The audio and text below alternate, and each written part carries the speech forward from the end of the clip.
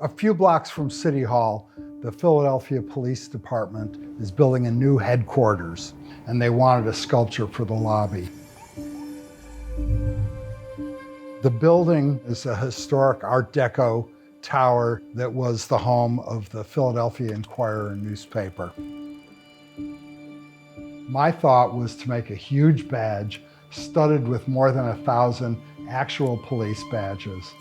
It'd be very visible and a symbol of the building.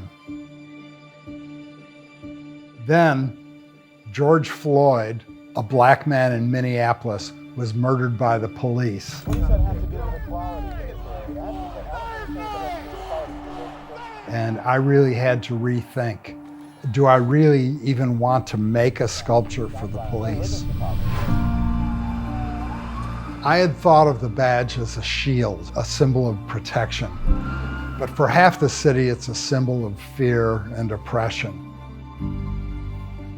I decided to redesign it with symbolic changes in the central seal that would speak out to everybody, that would feel inclusive. Oh, yeah, that's great. I'm Donald, by the way. Oh, I'm Lieutenant Jeff Campbell. Great, nice to meet you, Headquarters Jeff. Security. Here, come out on this side where you can see this better. So the figures, that's Frances Harper. She was a poet. She was one of the first black women to be published in the United States, and also a speaker talking all about abolition. About 100 years before Rosa Parks, Harper refused to give up her seat to a white man on a segregated trolley. She was an influential speaker and traveled across the country giving anti-slavery speeches.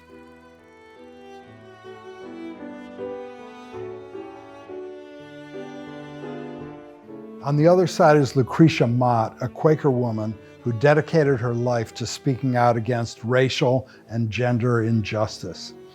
In 1840, she and Elizabeth Cady Stanton went to a slavery conference in London where they weren't allowed to speak because they were women. So they organized the Seneca Falls Convention that really launched the suffrage movement.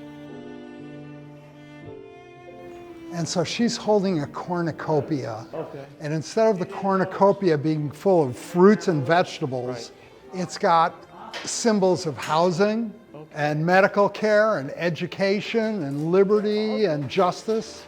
This is what we need plenty of. Right. Do you know where the badges came from? Yeah, Smith and Warren in White Plains, New York. Okay. There are over 1,000 badges, all numbered 2020, the year that I made this. It's a historic year that we'll all remember.